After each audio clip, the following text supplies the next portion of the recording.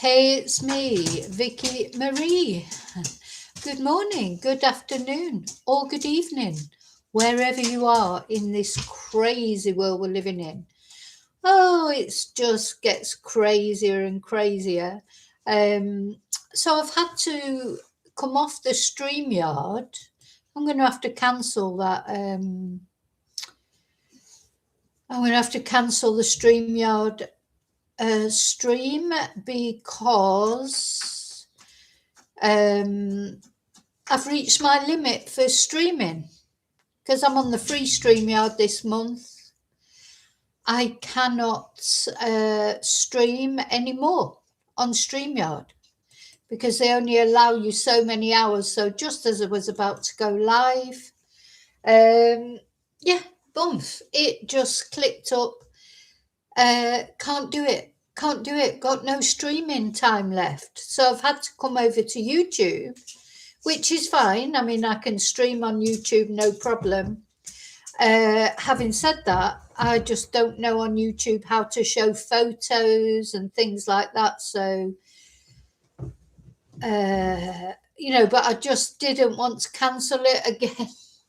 So this is the stream that I'm trying to tell you about Jason Rothwell, the medium who found Nicola Bulley. I'm trying to tell you about it. What he's been saying, maybe something's conspiring against me because every time I've tried to do a live about this, I can't even do a recording now on StreamYard, but I can record on other, I can record in other ways and upload it onto YouTube. But as far as doing a live stream is concerned, I can only go live like this on YouTube, which is fine. It's nice to be live. It's nice to be able to tell you all what's happening.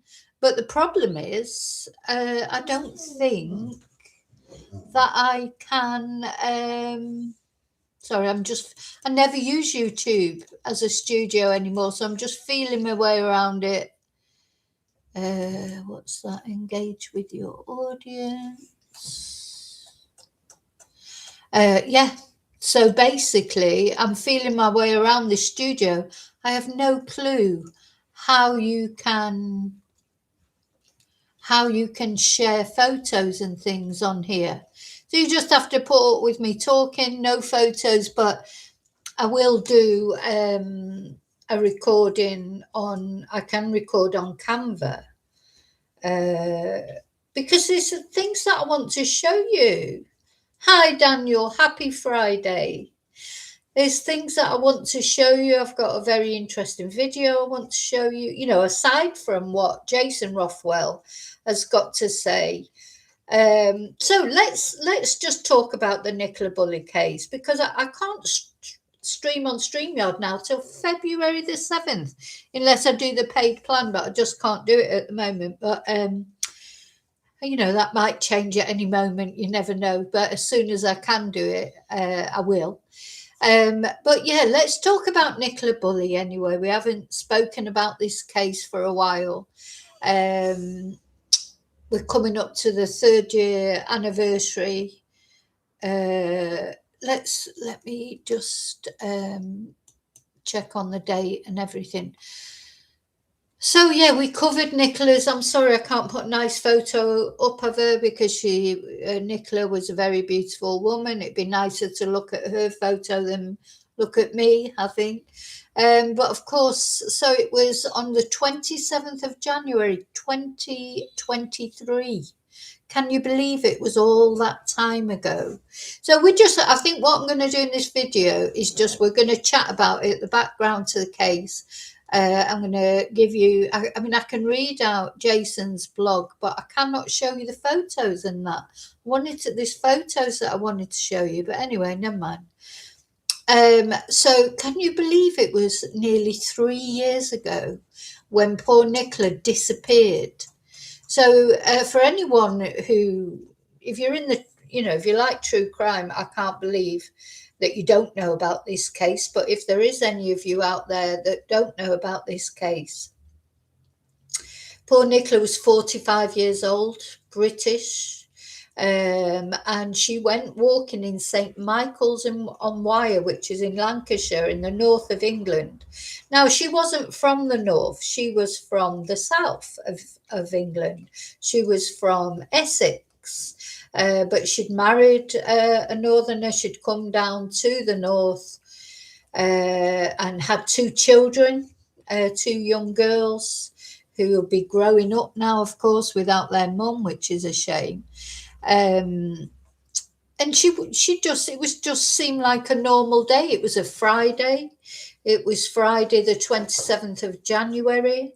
In the description box for this video, I will put the full playlist, all the details of the case as we covered it at the time. And anything that, I've done quite a lot of videos about Nicola.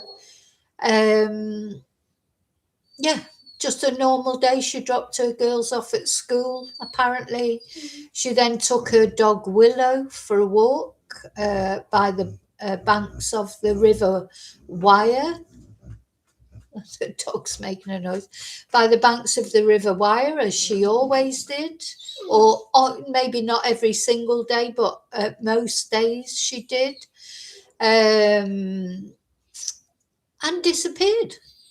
And her dog Willow was just sort of running backwards and forwards, a little bit agitated. Her phone was on the bench, which was right next to the river. Now, don't forget, this was a walk that she did on a regular basis. The bench is nowhere near the river. I've been to the scene.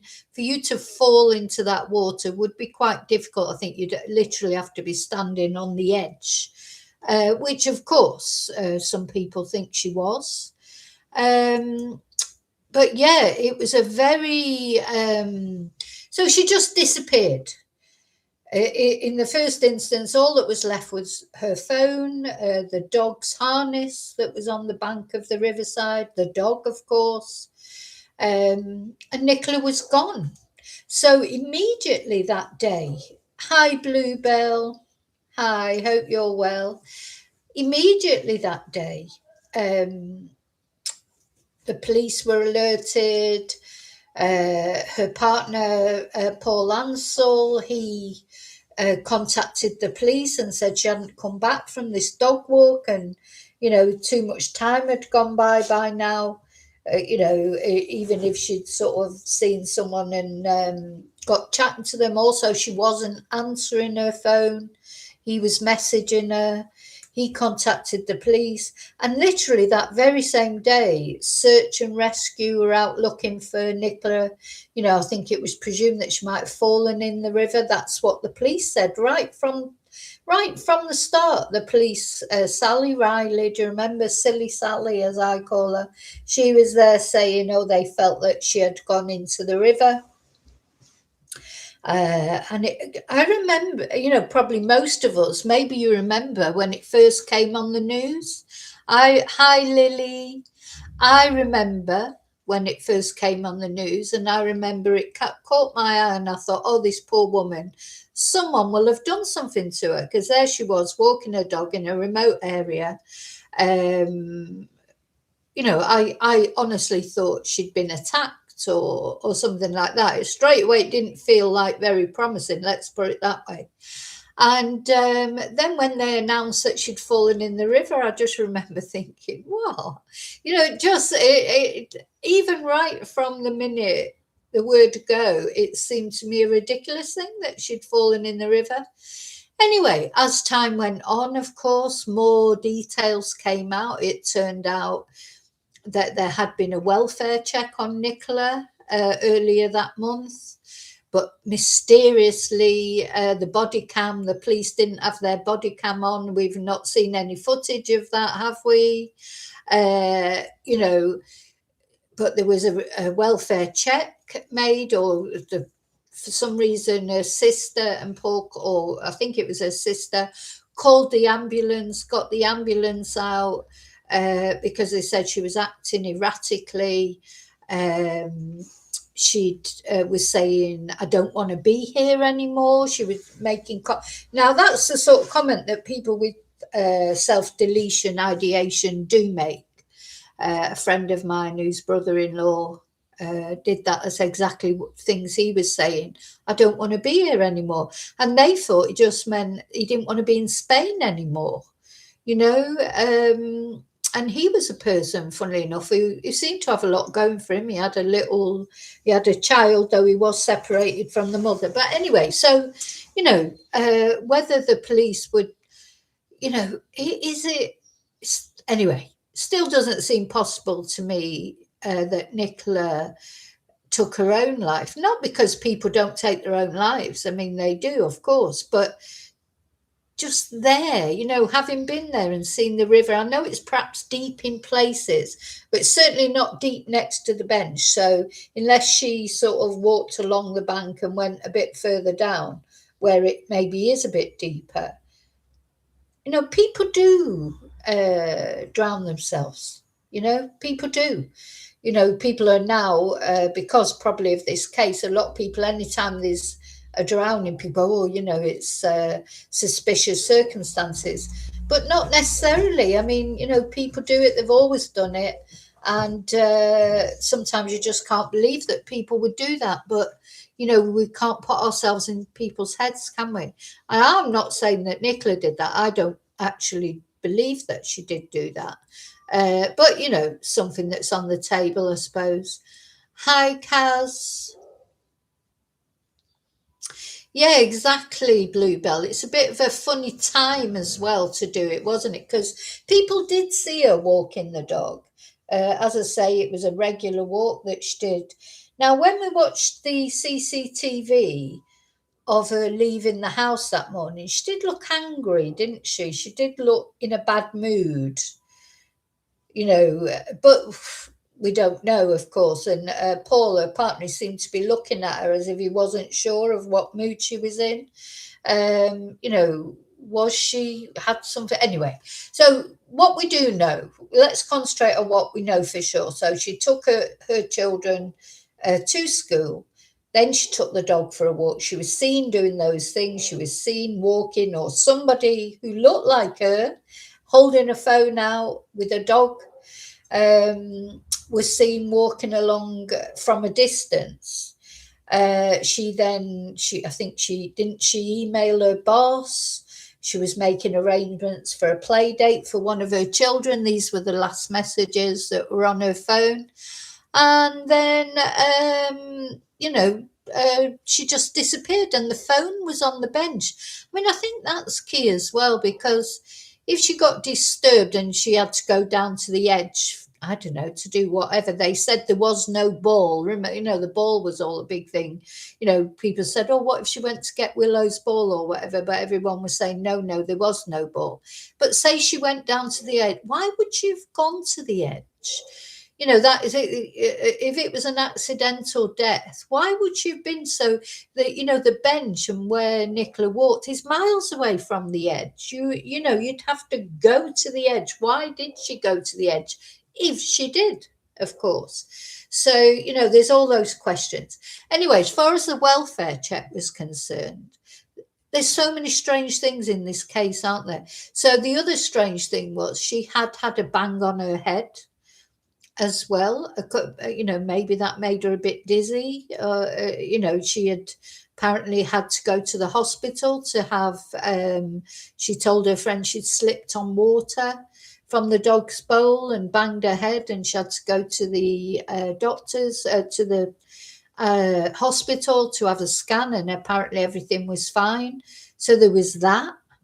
Then apparently on the welfare check that the sister phoned the ambulance for, she was interviewed by a psychologist, and the psychologist didn't seem to think she was in any immediate danger, but she said she was a bit confused. And she said, oh, I don't know how this has happened, or, things like that. We don't know exactly what happened at the welfare check because quite conveniently, the policeman or woman had forgotten to turn on their body cam. So, we've never seen that, have we? So that was another strange thing.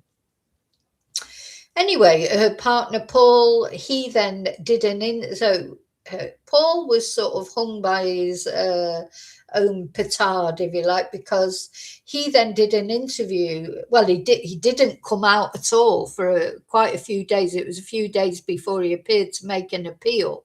And then he came out and did an interview with Sky News on the banks of the river. And people thought his behaviour was inappropriate.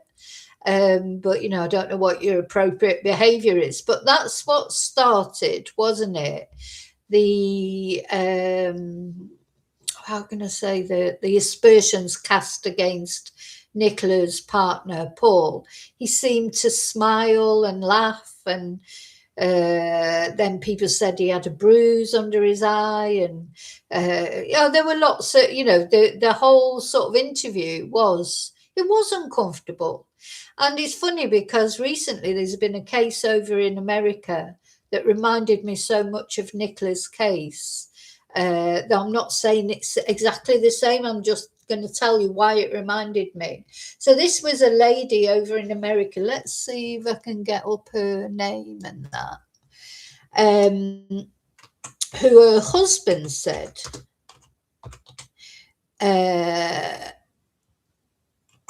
he woke up in the morning and she'd just gone.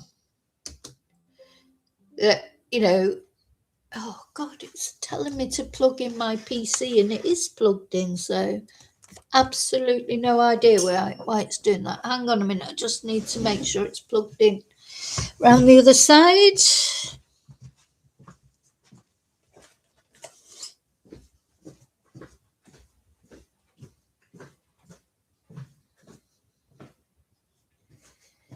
Oh dear, oh dear.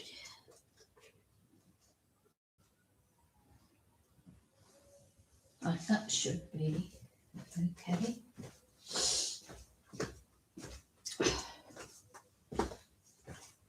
Sometimes I feel like I'm not supposed to do this live because there's always something going wrong. Anyway,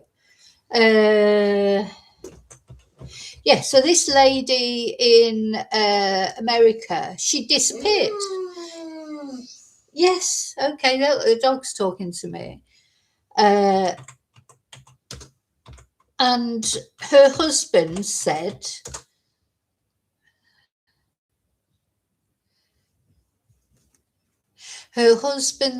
let's have a look.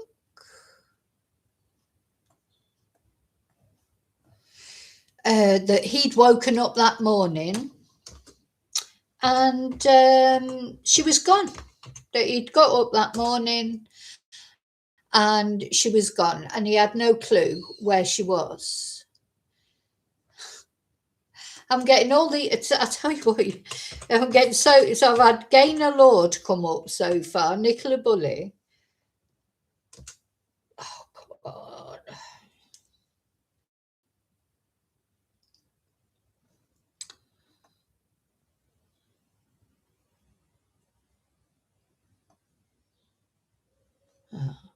Anyway, I can't find it. Doesn't matter really. I can still tell you about the similarities with Nicola Bulley. So yeah, her husband said he'd got up in the morning. His wife had disappeared. He had no idea where she was. And well, you can imagine. I actually saw one YouTuber calling him the Black Chris Watts because he went on and did an appeal for information, and everyone was saying, oh, there's definitely something strange about his body language. He's just like Chris Watts, comparing him with Chris Watts. And this poor man whose wife had disappeared, and don't get me wrong, sometimes it is the husband, of course. Often it's the husband or the partner. But, still, you should wait till you've got some evidence, shouldn't you? That's one thing I've certainly learned over these years. Sometimes it isn't the husband. Not everybody is Chris Watts. Yes. Do you agree? Anyway, oh, God, she's all talkative again today. So, yeah. This poor guy, he was getting, social media were all over him, and mainstream media, all, being sort of suspicious against him. And then some CCTV came out showing this poor woman walking towards water, getting out of a car, walking towards a large body of water. And that's where she was found. And she had gone and taken her own life. Sometimes people do that, and she was alone. There was nobody round about. She had taken herself off there in the first thing in the morning for whatever reason. Now, I don't know anything about her husband. Maybe he is a complete twonk. Maybe he drove her to it because she just couldn't stand living with him anymore, or he was nasty to her. I don't know. I don't know enough about the case. I was waiting, to see what happened before I talked about it. But one thing I do know is everyone was accusing her husband. I say one person actually referring to him as the Black Chris Watts. Just terrible. That's before, it was known what had happened to her or anything to do with what had happened to her. So it seems like that man, he had nothing to do with her disappearance. As I say, who knows about their personal life and that, I don't know.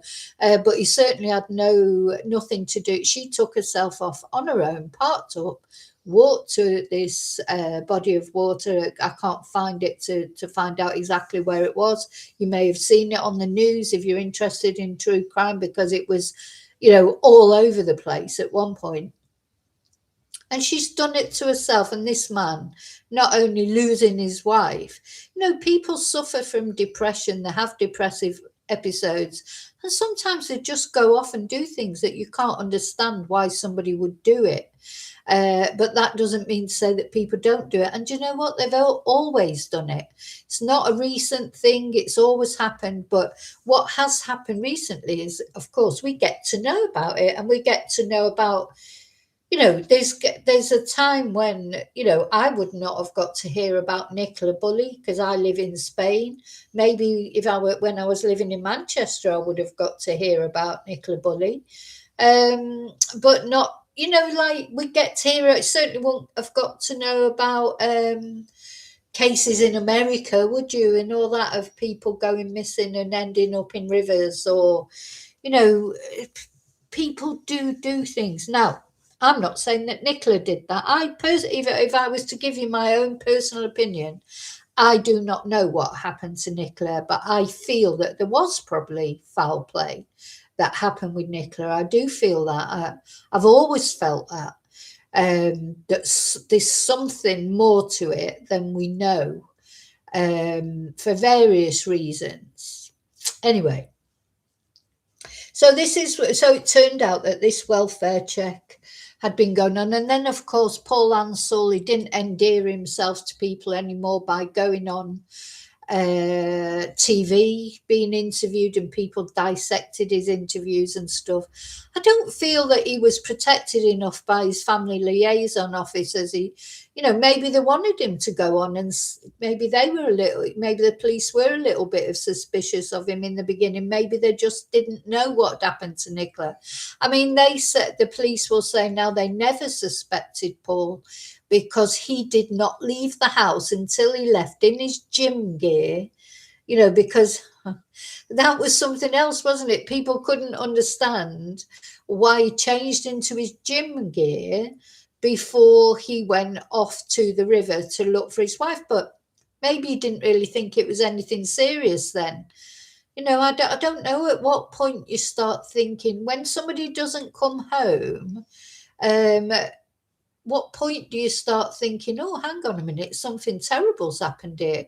Because at first you'd be thinking, oh, well, the car's broken down, or they've met someone and they're chatting with them, or they decided to pop to the shops, or, what's the point where you start to think, oh, hang on a minute, this is, not just 15 minutes late, but half an hour late, or, oh God, 2 hours you might even wait. I don't know. I suppose it depends on the person's routine, doesn't it? If you're a person that's gone missing, never, regularly went off and visit, just spontaneously to visit a friend or for a coffee with a friend that they'd bumped into at the river, if that was something that happened often, then you might not even worry, where they were. But if they were a person who normally went, took the dog, came straight home, then you would worry, wouldn't you? So Paul started worrying, of course, when people found Willow running backwards and forwards at the river and found the phone on the bench, etc., wasn't it?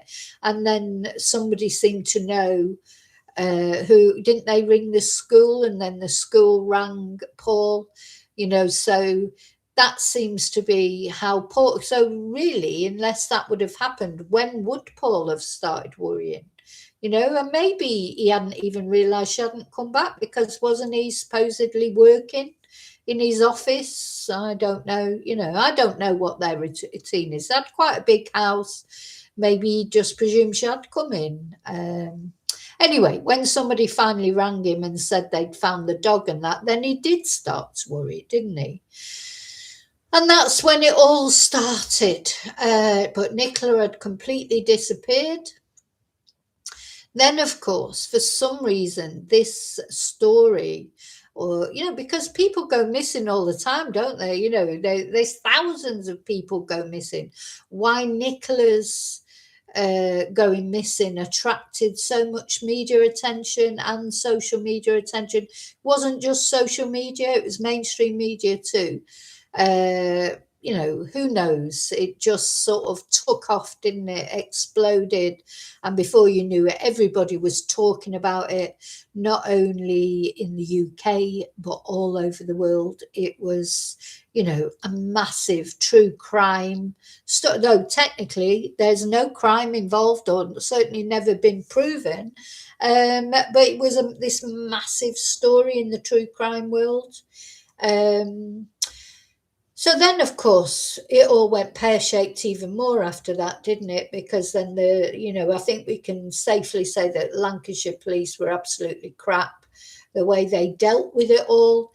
Now that we've read the College of Policing report, we can see that there were a lot of problems, internal problems, weren't there?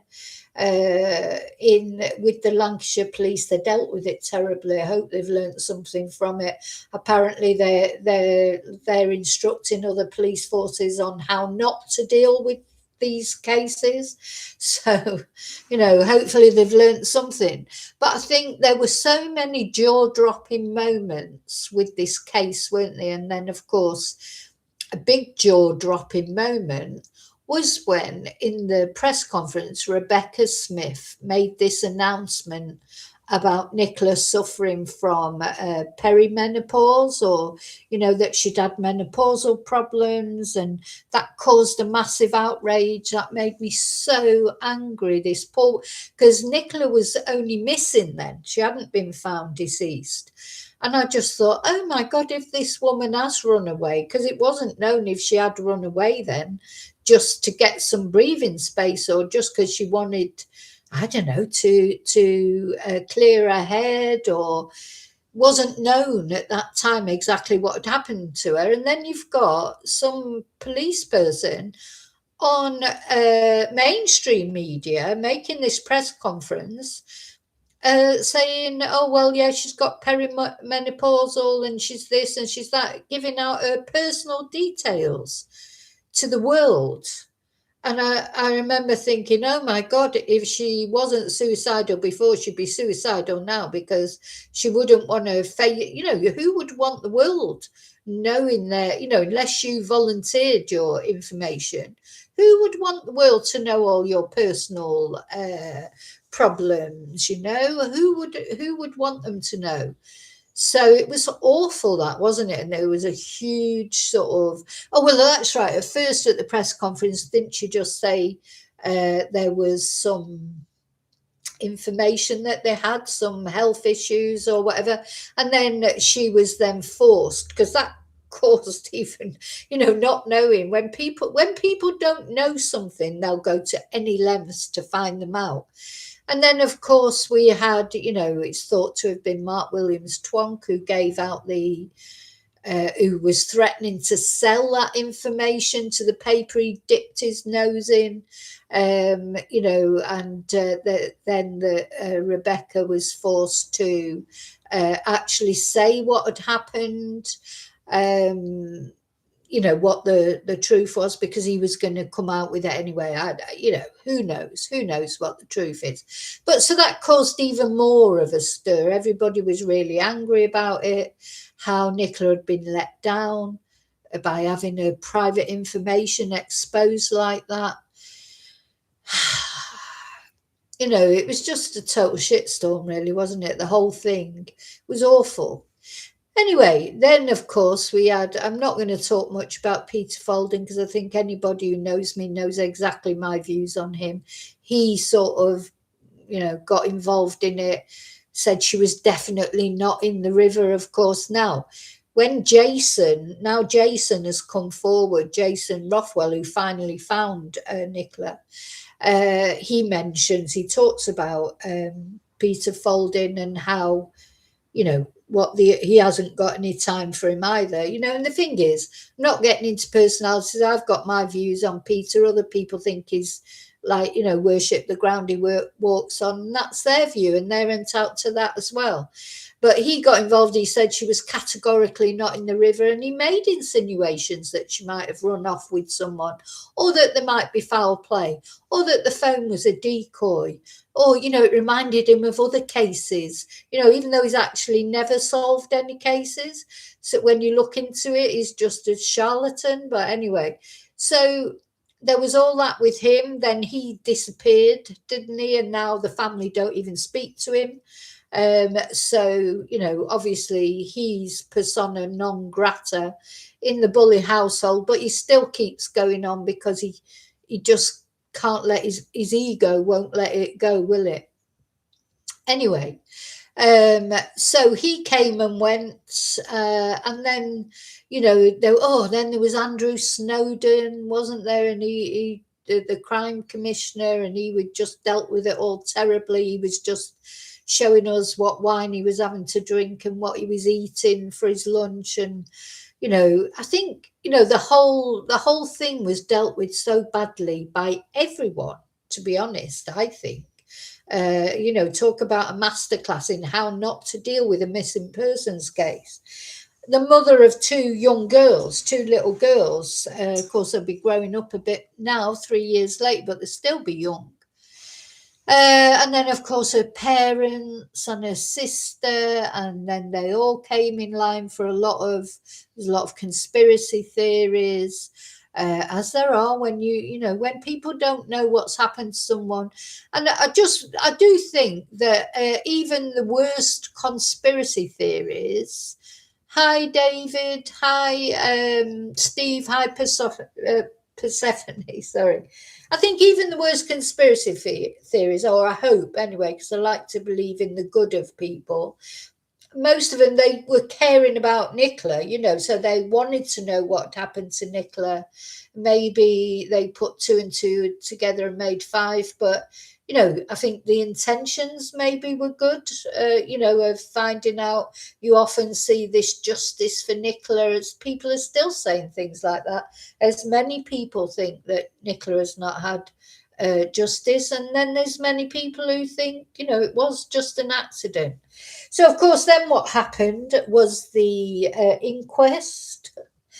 God, and that was like a bit ridiculous, wasn't it? But anyway, so I think most of us thought it should have been an open verdict, because there was no proof that anything terrible had happened to Nicola, as in foul play. But there was no proof that she'd fallen in the water either. There were no signs of her stumbling in.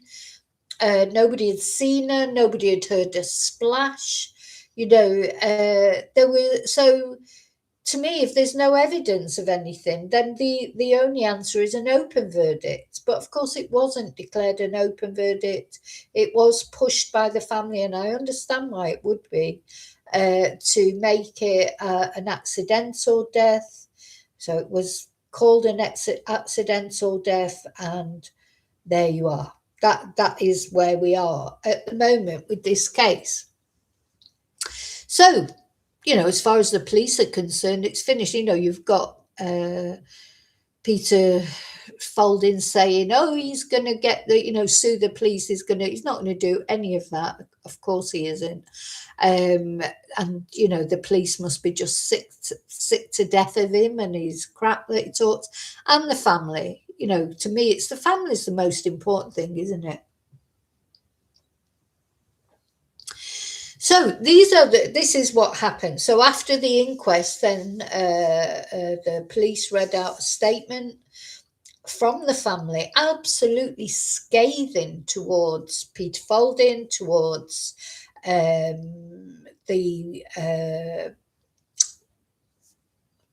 sort of what they call the trolls, etc., scathing towards Sky News, like some of the mainstream media, more than the social media, I think. And of course, since then, they have done a documentary where they've given their story, etc. And that's part of the reason why Jason has started to talk now. Because he's kept it all. He said he would never talk about it with respect to the family. But now the family have come out and spoken now. I think he feels that he can talk. So we're going to have a look at what now. I want to thank at this point another person who's said a lot about the Nicola Bulley case. And again, to me, it doesn't matter if you agree with him, you don't agree with him. He knows a lot about the Nicola Bulley case. And this is Chris from Chris's Substack. I subscribe to him.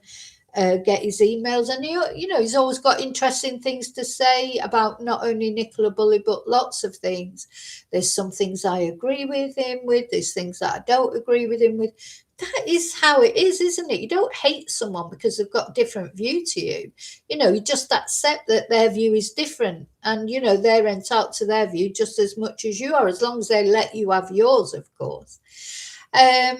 So his latest blog that he sent out a few days ago, he mentioned about this blog that Jason Rothwell has written. Now, I didn't know about it, so I'm grateful to Chris, because otherwise I perhaps wouldn't have known about it. And Jason has come out and given his story, and that's what I'm going to read to you. And unfortunately, I can't show you the pictures because I'm on the YouTube stream. My StreamYard won't let me stream live again until 7th of February. And I don't know how to show pictures on YouTube. I think you have to link it to something else, and I just don't know how to do it. So I'm not going to sit here for hours trying to do it. I'm just going to read you then Jason's blog. Because I think it's really interesting. Now, I just want to talk about Jason Rothwell. Again, he won't be everybody's cup of tea. Oh, because then, of course, the last thing that was strange that happened was when Nicola's body was finally found in the river.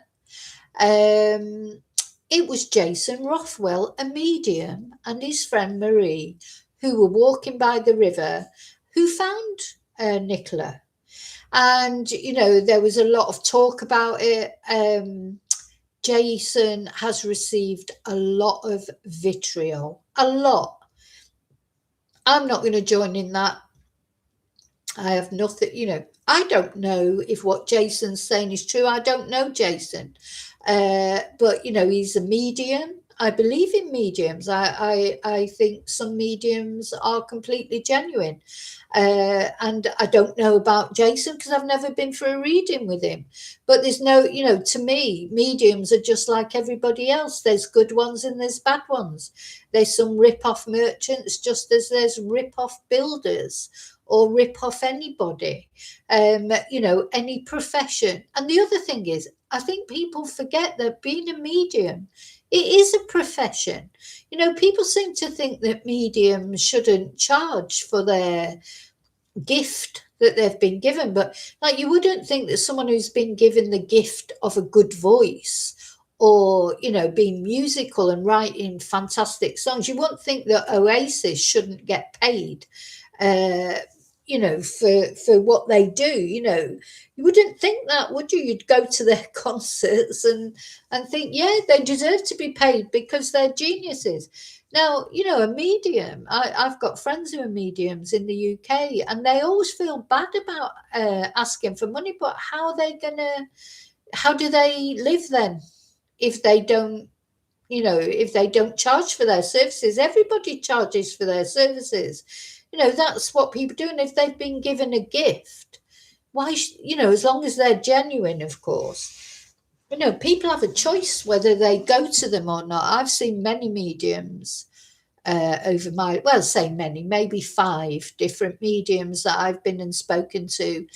And I'd say 2 of them were absolute charlatans, but the other 3 were genuine. And it's not easy being a medium because it's not an exact science. You don't get someone appear right in front of you and say this, that, or the other. Sometimes it's like just things you hear or visions that you get, and trying to come up with them just like because someone's sitting in front of you and trying to bring the muse on. It'd be like, if you're sat there and somebody says to you, oh, like with my students, if I say to them, oh, say something in Spanish, they're like, it's like rabbit in the headlines. They can speak Spanish, but they get, it doesn't always come to you. Things don't always come to you naturally. So, I'm not going to go be put Jason down. I think there's a lot of homophobia as well spoken about Jason. I've seen YouTubers talk about him in an awful way. Now, Jason is quirky. He's a medium. Mediums normally are quirky, so to me, that there's nothing wrong with that. Again, there's things that Jason's done that I've seen him do or talk about, and I thought, I don't know if I'd do that. But, I'm not Jason. There'll be things I've done that he wouldn't do, so we have to respect people as individuals. Anyway, I'm not telling you what to think about Jason. You'll make your own mind up. But on my chat, I won't have any nasty comments. You can say what you think. Turn around and say, I think Jason's lying, if you like. But I don't want any personal attacks on him. And Jason has been through an awful lot because he's had so much hate thrown at him. And he talks about that in his blog. And I feel for him for that because, I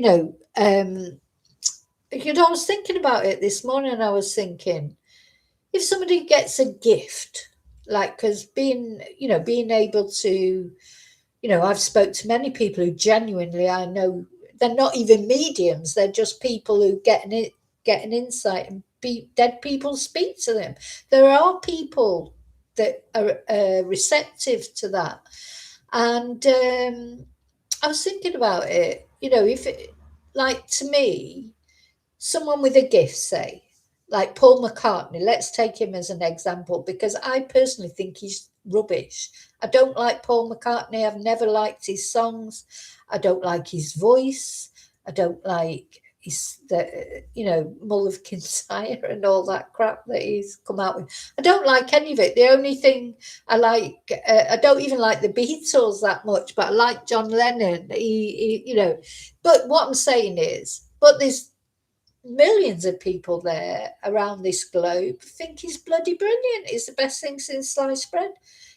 So that's their view. They like his songs. They like his voice.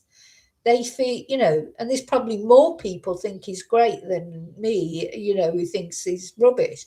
But that's how it is with everyone. If you're an actor, if you're anything that you do, a teacher, there'll be people out there who think you're the best teacher ever. And there'll be people out there who come to your classes and they think, I don't like the way you teach. So this is it with Jason. Jason's a medium. There'll be people out there who Jason will have helped a lot. And there'll be people out there who maybe went to see him and nothing came through and they think he's rubbish. Or like in this Nicola Bulley case, some people think he's a charlatan, and I don't think he is a charlatan. Anyway, But that's my opinion. So that doesn't mean to say you have to think the same, of course. So what he's done is released a blog where he's written for the first time about the where what's the word I'm looking for? He's written a blog about the lead up to going out there that day, to the reasons why he went, clarified a few things. It's very interesting. So again, I'm just going to read it out to you, whether you believe it, you don't believe it, or whatever, and I'll point you in the direction because I can't show it on here. But what I might do is in the description box is put a link to it so that you can look at it properly. But really, if you want to read it at your own leisure. But the point of reading it out here and telling you about it here is so we can actually discuss it. So as I'm reading it out, I'll be making my comments on it, but also I'll be inviting your comments. And yeah, Bluebell, exactly. Energy exchange. Now, someone who does massages, you wouldn't expect them not to charge for it, would you? Why do people think mediums shouldn't charge? That's what they do, so if you went and had a massage, you would expect to pay for it, wouldn't you?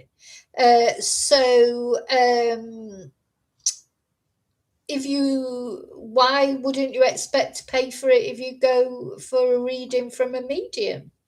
I just don't understand that.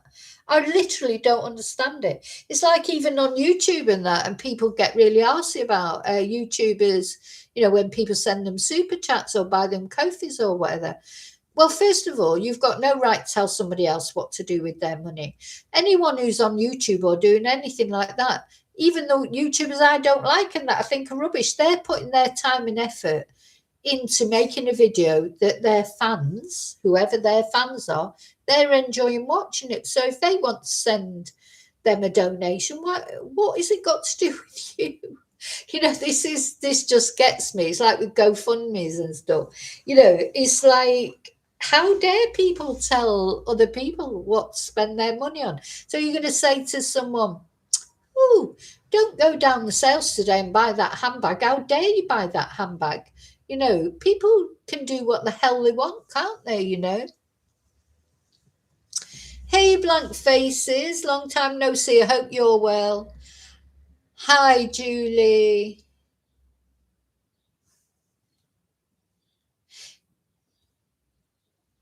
So let's go to this this blog. So I'm glad Jason's done this. I am so glad that he's done it because you know what? Some people will still criticize him and stuff like that. Of course they will. One thing we do know in life, not only, mediums, YouTubers, whatever, you can't please all the people all the time, can you? It wouldn't do if we were all the same, would it, at the end of the day? Right, let me see. I've got to find it now. I had it all set up, but it disappeared. Yeah. So he set up this blog, which, as I say, is going to be, I'm going to put in the description box. I can't share it because I'm on this YouTube live stream. I can't do my StreamYard. So there are 4 parts to it. There's She Wore a Yellow Ribbon Part 1. She Wore a Yellow Ribbon Part 2. She Wore a Yellow Ribbon Part 3. And The Unbreakable Vow. So he's done 4 blogs, and I'm going to try. I may be able to get through all of them, and then, of course, what I will do is cut this video down into more manageable chunks. So let's start with part 1. And as I say, I've made the chat subscribers only because people will hopefully be nicer. I know all my subscribers are nice and even if they don't agree with Jason or whatever, they won't be nasty to him. I don't want any nasty comments. I don't want any homophobic comments. If there's something you don't agree with or you get irritated with Jason about, well, just you can give a view respectfully. So this is what he says. How do you tell one, oops, hang on. How do you tell one of the most challenging events of your life? I suppose you just start, don't you? Just do it and see where it goes. I've had the urge to write this for a while, but today I find the urge increasingly strong. Now, this was only written on January the 11th, so probably the reason it's come to him as well, because of course we're coming up to the anniversary, aren't we? So, you know, a lot of us have had Nicola on our minds. But, you know, we must never forget that the people that will have had Nicola on their minds most of all are her family. You know, although, you know, we were all invested in Nicola's fate, and that didn't affect our lives, You know, we still got up in the morning, our loved ones saw our loved ones. Might have affected us in a way we looked at when you take your dogs out for a walk and things like that. But, you know, it didn't affect us in a real time. But because Nicola's family is affected forever. So they deserve the most respect in my eyes. And that is what I will never forgive Peter Falding for either, because how he dares come on and say it's all for the family, it's a family. Absolute rubbish. It's all about him. If he cared about the family, he would just shut up and leave it alone, I think. Okay, so where are we? So I wonder if the next part of my journey requires me to set this to writing so I can leave it behind fully. Now, I don't know about you, but I strongly believe in writing things down. It is cathartic. You know, I wrote a journal for years. I don't write one now, probably because I talk on here a lot. So I get like in the members live last night, you know, talking about my friend who sadly passed away at the weekend. You know, I get things out in a different way now, but for years I wrote a journal. So I do think it's good to write things down. So I had promised at the time I would never discuss this topic, but then a TV show was filmed by Nicola's family, and then more recently Marie. So Marie was his friend at the time. They seem to have lost touch now, who was with him when he found Nicola's body.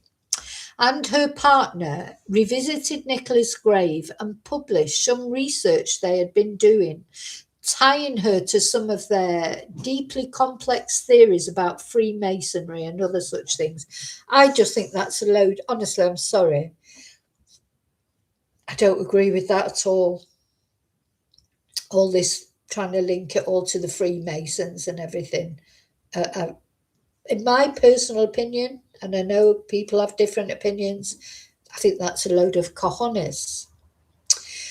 So, and other such things, which I confess when I read it upset me deeply. One reason being it triggered my ego, implying Marie played a much bigger role in events than I really recall, and because I had hoped for better from that direction. So obviously something's happened between he and Marie, they're not friends anymore. I had really hoped for better, the tying of a poor woman's memory to some random theory, which I essentially saw as drumming up clicks. Pissed me off, to be frank. No, be frank, good. With that in mind, I asked myself, why should I not write about her? I promised to keep silent, but then others did not. And after 5 hours of being interviewed by the BBC, turned into less than 30 seconds. So he was interviewed for 5 hours by the BBC for that documentary, and it turned into a 30-second appearance. I have actually offered this out to the world already. It just never got aired. So what he's basically saying is he did talk about all this, but it just got clipped down and none of it was said. So there you go. That's what he's saying anyway. So he wants to say his piece. So for all these 3 years, he hasn't said anything. And do you know what? That as well is what made me realize that Jason probably is genuine, because he could have made a fortune on the back of finding Nicola Bulley's body. Could you imagine? I remember at the time him putting out a Facebook post saying he wasn't going to do any readings because he must have been absolutely deluged with requests for mediumship. And he could have used that. Oh, he could have even advertised as himself as the man who found Nicola Bulley's body. So he did not use it to try and make money. So that, I remember thinking at the time, he could have done if he'd wanted to, but he didn't. So I was also asked to let a piece be submitted for psychic news, and my word, it was dreadful. And despite me having permission to ask for amendments to the piece, he basically ignored me completely. And he was clearly in such a rush to publish. Neither he nor the editor of Psychic News picked up the terrible literary mistakes in the article before release. Now, I'm a great believer, if you've got something to say that you want to say to the world, say it yourself. Don't try and go on Psychic News and do it, because you know what? I've been on that Bargain Brits in the Sun or whatever when they came round here for the day, and when I watched sort of the thing is, you belong to them. Then you have to sign all these agreements and everything. And then they just edit it and put it out as they want to put it out. So you're not really, you can't be guaranteed that you get, I mean, that's not as important as this. But even that, I noticed it, it's not your, and who was it that I think it was Prime Videos contacted me and asked me if I would appear on a documentary that they were making about Nicola Bulley, and I said no, because I said the only reason I would do it is if I've got control over what you show. Because the thing is, when you go back over what we were all saying about Nicola Bulley at the time, it was like this collective madness, wasn't it? They're going to take things out of context. They'll probably try to make me look bad, because the whole point of it, and they were talking about TikTok. Well, I wasn't even on TikTok now. TikTok's been quite a recent thing for me. And I learned a lot through the Nicola Bulley case of trying to keep your feet on the ground and only reporting things that are sort of true, like not what other people are saying, or not getting caught up in conspiracy theories, because it's just not right. And course, now 3 years down the line with this channel, and quite often, more often than people even know, because sometimes families leave public comments and things. Sometimes they email me privately, and they'll say, luckily for me, it's normally good things that they'll say. Thank you for dealing with that sensitively, or thank you for not doing this, or thank you. And I've come to realize, this is what's important, because at least I can sleep at night. So, it may mean that my channel doesn't grow as quickly as other people's channels do who talk a load of cojones, but you know what? I'm not here for that. I've got my loyal supporters. I'm happy with that. People know that when I say something, I'm not making it up. People trust me, and that's good. And I'm happy with that. And if people, once say to me, oh, what the things that I normally get is because I'm not following conspiracy theories enough. I don't care. Unless it was the family, like if one of the family or somebody who was important in the case, who actually knew the person, said to me, look, can you please look into this more, because we think that more happened here, or whatever, I would be straight there. But not some random troll telling me, I've been told I'm on over Jay Slater, or you're on the wrong side of history. What load of cojones? Who are you anyway? These are just faceless people on the internet. just like thinking because they think something, it's right. I wish I thought I was right all the time. I'm wrong most of the time about a lot of things. What I am never going to take notice of what a faceless troll has to say. I just am not. So, try your best, trolley dollies. But anyway, it won't make any difference to me.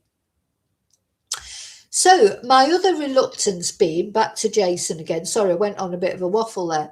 My other reluctance being, from experience, those who still follow this story will trudge through it with a fine tooth comb and twist my words beyond their meaning, which people will, of course. Although I hope most of them have lost enough interest now. I don't think so. I think people are still interested. Maybe not to the same point, but. So now I can write these things more freely. So then he goes to Brighton, the 5th of February, 2023. It was Saturday and Sunday, the 4th and 5th of February, that myself and my best friend at the time were in Brighton celebrating the birthday of a much loved friend and colleague. My partner rang me in the early morning to inform me that 2 of my goldfish had passed away. It sounds silly perhaps, but that call stood out. The fish had been acting oddly for a few days, but I hadn't expected 2 to die on the same day. Now that's come up before. People have talked about that, haven't they, about his fishes dying and that. Hi, Moonbeam. I mean, as far as I'm concerned, I'm just glad that he's talking about it himself. Yeah, you can't rely on other people to tell your story properly. You have to tell your story if you want it to go out properly, I think. So I think it's good that Jason's doing this. So then I got a text from my friend Marie asking if I had any thoughts on this missing woman in Lancashire. And I quite honestly said, I'm trying not to have any. At that point, Nicola had been missing for just over a week. And whilst the media storm that would unfold was just building pace, I had already seen her face and knew it was a story I wanted to avoid. On the drive home from Brighton, her name came on the radio and I turned the radio down. I swiped her picture away on my phone and did my best to ignore it. Melissa asked me at one point, why do you keep turning the radio down on that story? And I simply replied, I just don't want to hear it. It gives me a bad feeling. On February the 9th, a brief walk. The opportunity to ignore her didn't last long. The morning of January the 6th, Marie mentioned her again, clearly moved by the story where I personally was not. I felt sorry for the woman in the photo, but nothing more than that. People go missing, people die. It happens. More importantly, this woman came with an added feeling that I didn't want to explore. She felt dangerous. But Marie clearly had an interest and asked me if I could pick anything up. Well, for sure I could. Every time I looked at her, I knew already. I'm sure I could. For sure I could. That was the problem. I didn't want to.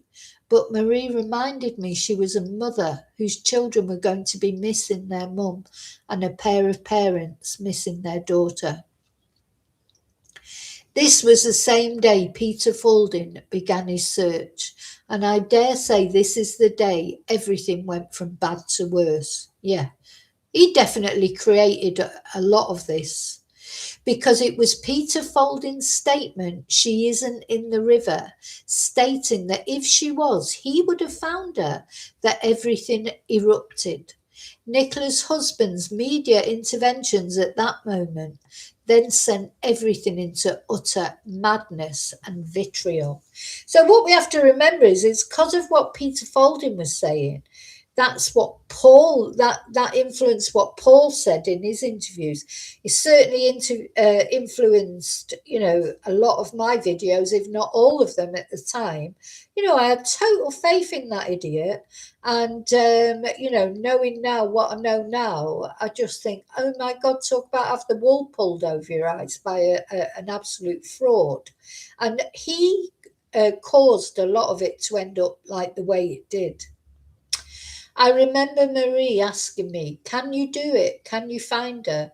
And I replied quite offhandedly, "Of course I can. It's more I do. It's more do I want to." But when I tuned in, focusing on her, reaching out mind to mind, spirit to spirit, and then there was a sudden rush. I had her. I felt the link flare, our spirits touched, and I could hear her. I asked her where she was. "I don't know, I don't know, it's so dark." I recall forcefully giving the command, "Open your eyes, Nikki, open your eyes, let me see through them."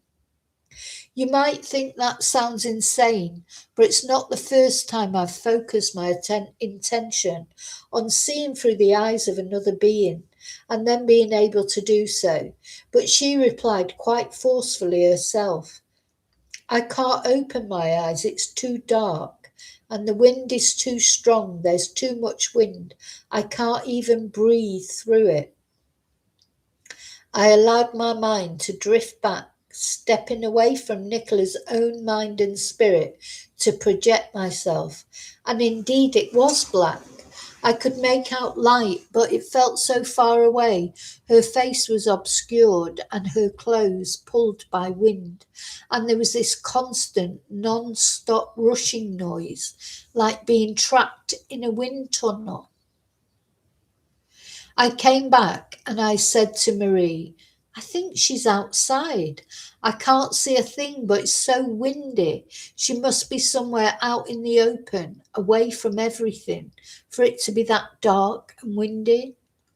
And so we scoured over the maps, trying to look for potential things that drew our attention, and we decided to visit St. Michael's. I tuned into her one more time before we set off to St. Michael's, and she said to me, "Find me where you find your dog. I am with Hudson." I grabbed a map instantly and searched for the word Hudson in St. Michael's, and without any surprise at all, Hudson's Farm Fisheries. I have a curious brain, and I read things inside things. I read things inside things that some people don't see, because in that moment I also knew where she was. She was in the river.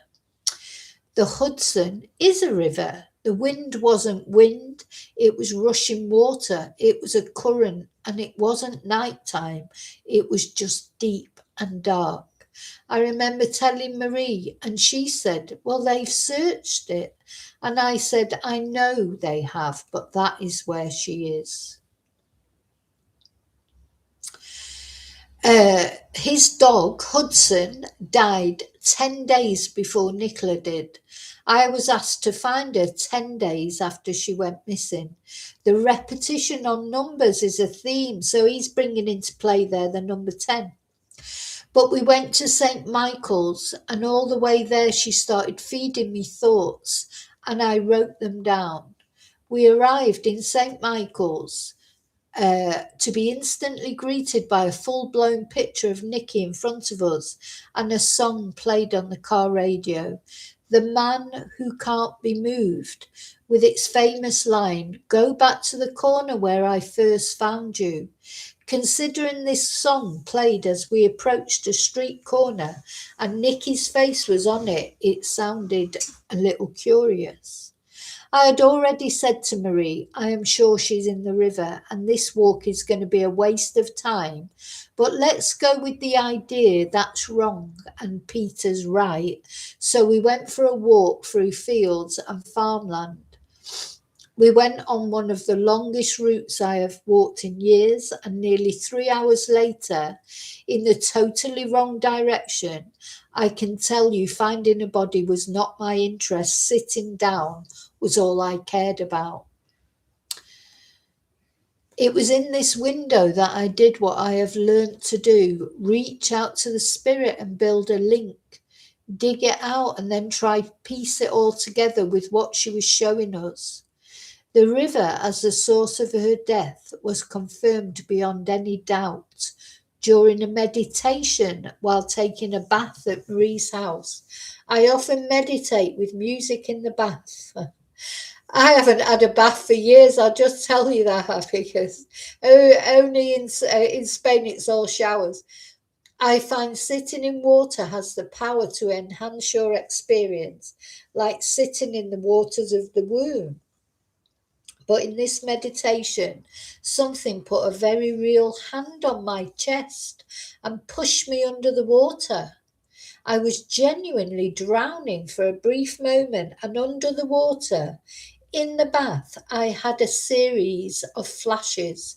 I was in Nicola's shoes. Now, listen to this carefully, because I think this is what happened, but I don't think it was anything to do with Penny. I was in Nicola's shoes, walking through the field, and a figure stepped out from behind a bush. Words were spoken, words I will never forget. There was another scene, and then the water, and as I looked up, I saw someone else looking down. I still think the man in black is significant, because that man never came forward.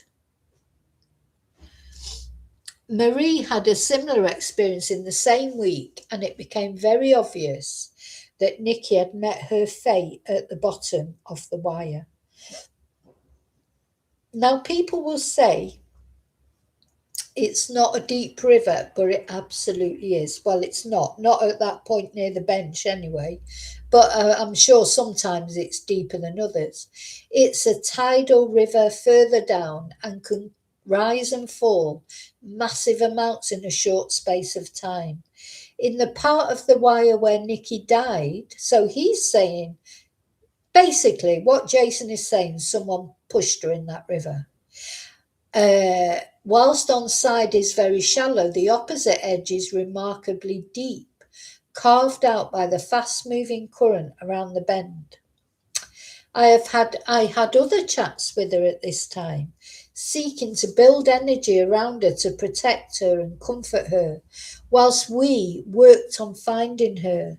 In this case and in others, there is almost always a moment where you have to explain to them they are dead.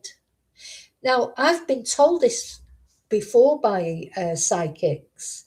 I had a woman who came for classes. I mean, she came to learn Spanish, told me that she quite often sees dead people by the side of the road, and they're just stunned. They don't even realize they're dead, because they've been in a car accident or whatever. Actually just don't even realize that they're dead, especially when they've died in a violent way. Anyway, I don't know if it's true, but the thing is, this woman, she was paying me for classes. I wasn't paying her for a session, and she started telling me all these things, how she can see people, so what reason would I have to believe that she was lying? So yeah, in this case and in others, there is almost always a moment where you have to explain to them they are dead.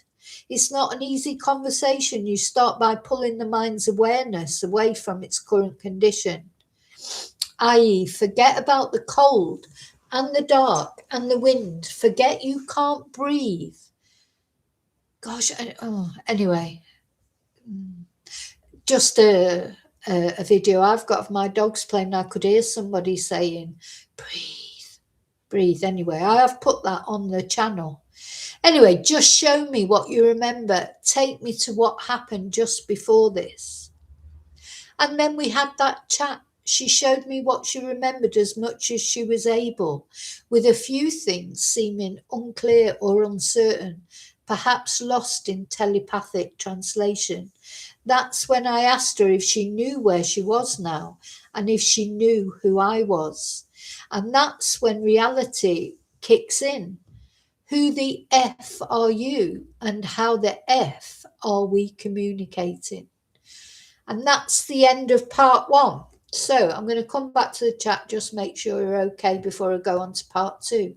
So, as I say, this is what Jason's saying. Whether you believe it or not is, entirely up to you.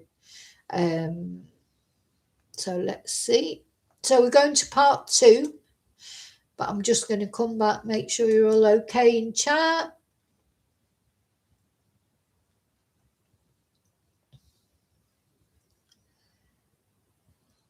I think you're all just chatting away there. Good.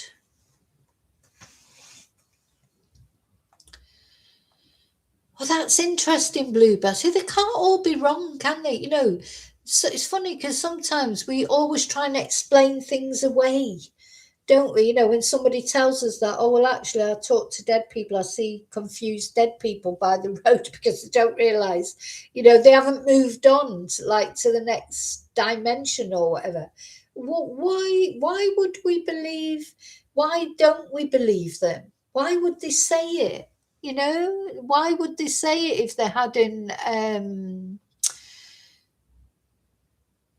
Why would they say it if it wasn't true? They have no, like that lady that I came to Spanish classes, she had no reason to say it.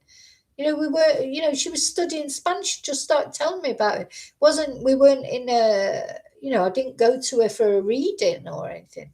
So, I personally, and I've had other people say it, that years ago, that bloody Telefonica, British telecom engineer that came to fit my phone, he had a lot to say.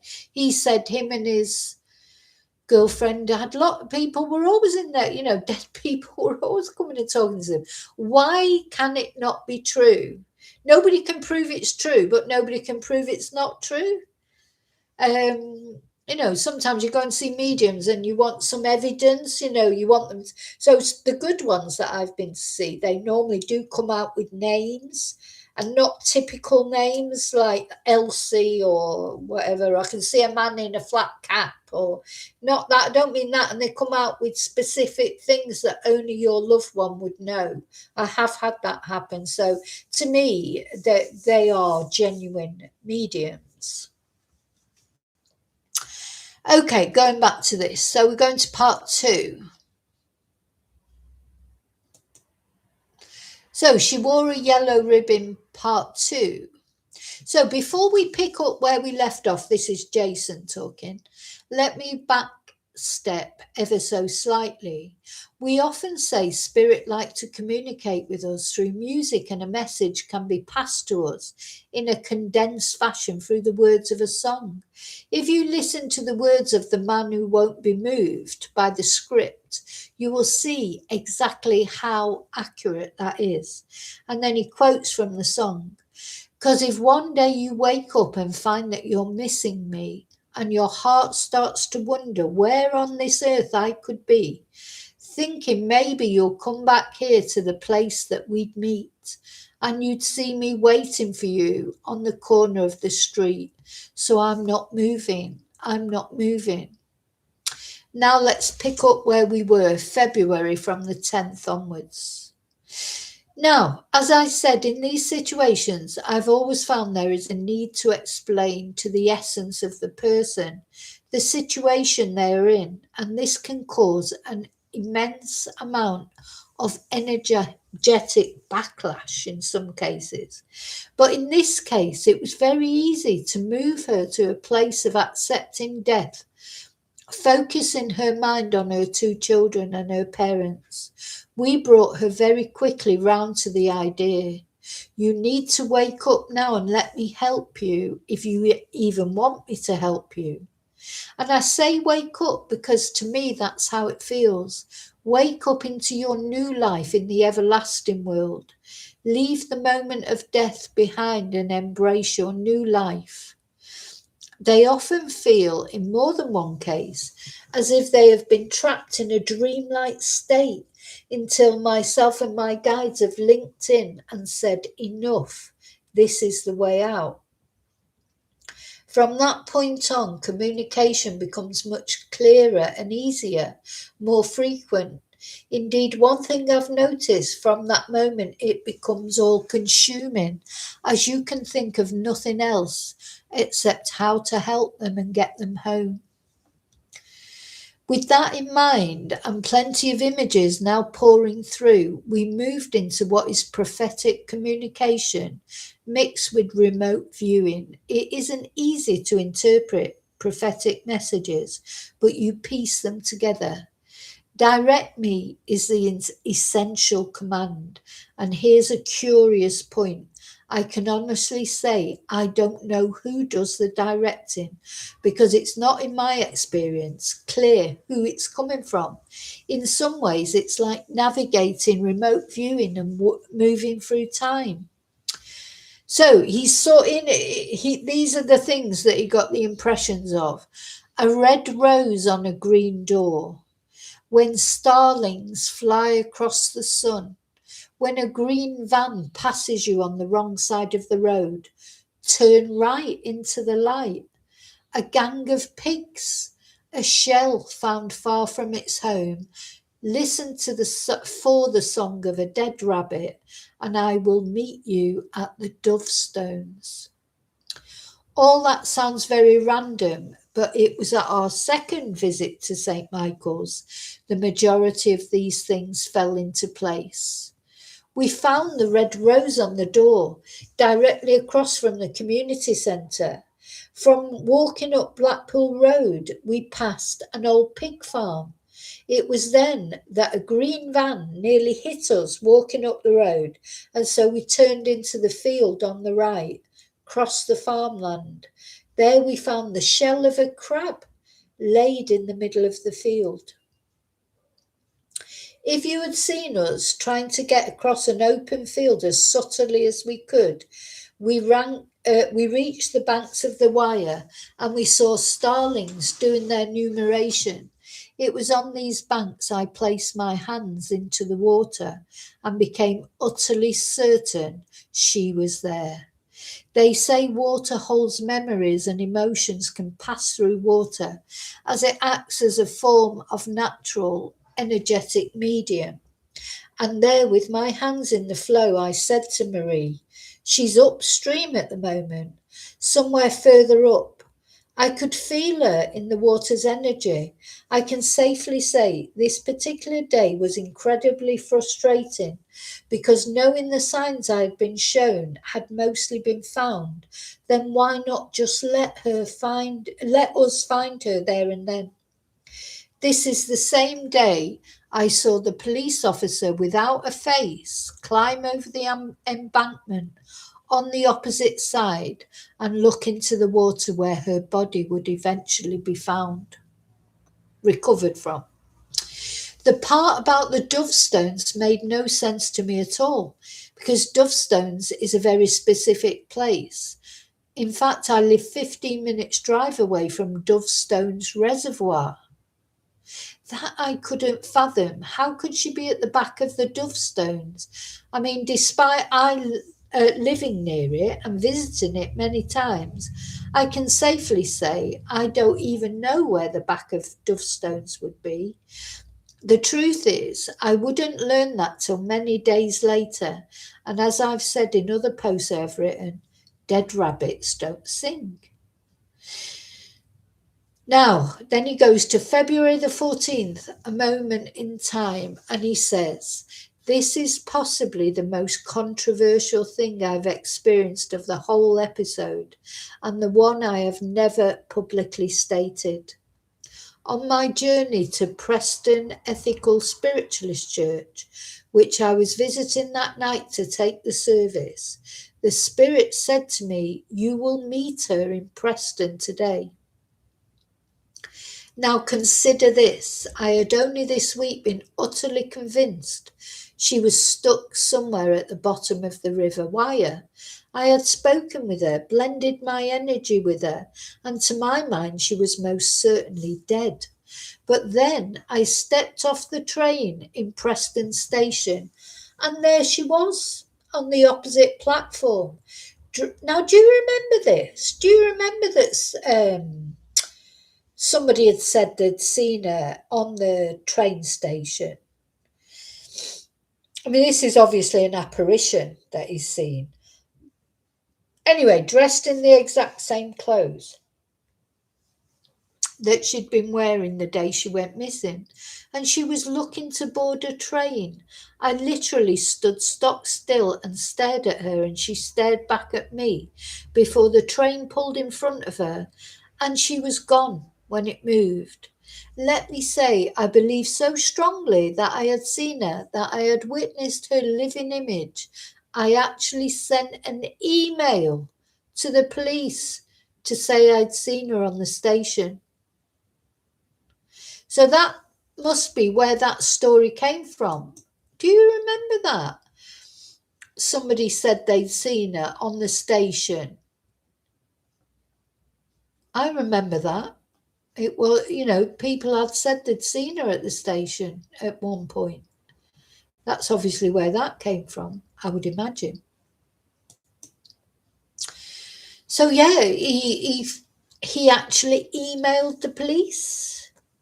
Anyway, then according to him, of course, then he says, now the reason I have never shared that publicly is the mass amount of conspiracy that it could feed into, because the reality is it could imply that she was alive and well and travelling on the 14th of February, nearly 3 weeks after she had vanished off the face of the earth. I don't think she was alive, to be truthful. I think it was an apparition. I think I did see her. I mean, it could have been someone who looked like her, of course, and was dressed like her. But I saw her as a full spiritual manifestation, like Jesus at his resurrection, the full embodiment of a spirit.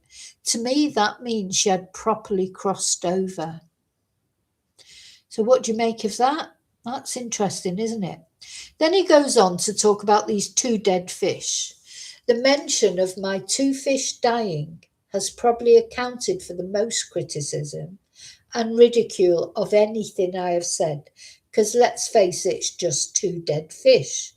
But prophecy is, as I said in another post, incredibly exact, but can also sound obscure. But it all relates to timing. And I had said to Marie many times, we can find her if only we can get the timing right. It's all about the timing. It has to be exactly right, or we will miss her. Walking home from the church, a van passed me with 2 fish on the rear bumper, and that's when it dawned on me. The fish, the timing is about 2 fish. It could only mean one thing, the star sign of Pisces. I jumped quickly onto Google and asked when the moon would move into Pisces and what are the chances. It was a few days away. The reason for the criticism is when I checked it, it said the moon would move into Pisces on the 19th, but it actually moved into Pisces on the 20th or the 21st. Those who have an open heart would allow me a slight miscount, but many just use this error as an excuse to call me a fraud or a fool. That's when I looked slightly deeper, looking into some of the situations I've been involved in. I noticed a pattern of numbers, the number 7 for a start. A text sent by one person to their family member saying that they had dreamt they were going to die on the 7th of December, which just so happens to be my birthday. Anyone familiar with the case will be aware that Nicola's very last social media post was dated December the 7th. Seeing the suddenly alignment of those numbers, I decided to work out how long another person had been missing. And it was 23 days exactly counting the day of Nicola going missing to when Pisces would be meeting the moon. And sure enough, it was 23 days. That's when I also realised on a photo I had seen that the bench where Nicola's phone had been found was also bench number 23. Coming to the final part of this little deluge, if timing has to be exact, then we have to remember a day has 24 hours. So having deciphered that the date had to be the 19th, I looked at timings down to the hour of finding for other situations I had dealt with.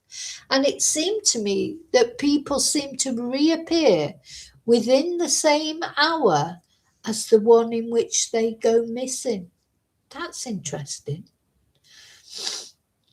I've never really taken any notice of that. So people tend to reappear within the same hour as the one they go missing. Interesting. February the 15th, she wore a yellow ribbon.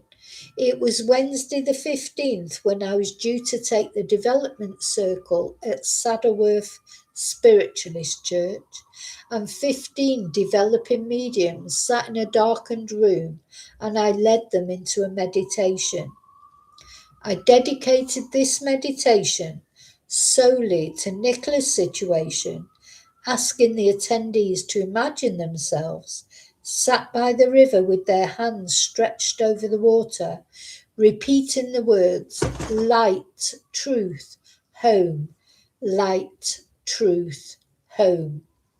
During the messages that followed, a lady named Veronica gave me a message saying to me that I was right in my thoughts and I would be successful in intention if I understood the song. Around her neck, she wore a yellow ribbon.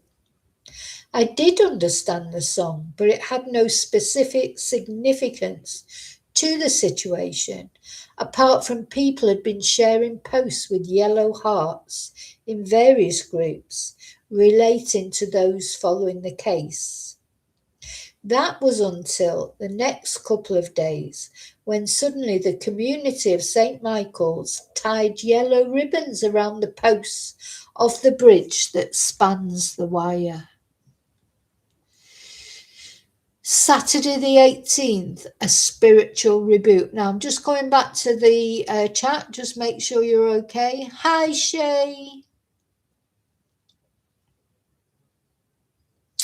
I hope I haven't missed anyone coming in. If I have, I'm sorry, but I think what I'm going to do is I'm going to finish this this blog number 2 off, and then I'm going to break then, and tomorrow I'll probably read the last 2 blogs, which is a lot, isn't it? It's long because I've been on for an hour and a half now, but I'll finish this one off when I can find it. Yeah, so Saturday the 18th, a spiritual reboot. I will try to be brief here because it's remarkably complicated and yet simple. Saturday the 18th arrived and I was convinced Sunday would be the day. So I connected with the energy to do what I call a spiritual reboot. I had noticed she kept saying to me, I'm stuck. I can't move. And when I allowed myself to blend with her connection, I could feel it. Her foot would not move. Now you might think, well, of course it wouldn't move. She was dead. But we needed her body to move. It needed to float. If she was trapped, how else could we get her back? And so I sat for one of the longest meditations I do, and as I have done for other missing people, I weave energy around them, flooding their body with my life essence. Through every breath, I imagine pure white light, leaving my mouth and pouring into the mouth of the body. It's a very peculiar sensation and very draining, but once you reach a certain point, I tell them, Move now. Use the energy to make yourself move. And in Nikki's case, move your foot, get your foot out of your shoes. Now, as I say, I'm reading it out, whether people believe what Jason's saying or not. You know, if it really happened, that's up to you as an individual. I don't know. I mean, I do feel that Jason is a genuine medium. That's my feelings, but you know, you've all got your views. I have done this with other people whose jacket was snagged or whose body had settled on the bottom. Whether it works or not is debatable, I assume, but I only ever have done this done this the day before they are found. Energy can be moved from one being to another simply by willing itself there. Oh, right, it's going into part 3. I think I might have to read part 3. I don't think I can let it go there because we're coming to part 3, which, of course, part 3 is the day that it happened, that he found her. I mean, he did find her. You know, some people don't believe that, do they? Some people don't believe it was a real body that they brought up from the river. I do. I do think it was. I don't believe that it was not real. Anyway, let me know what you think. I know a lot of people do think that.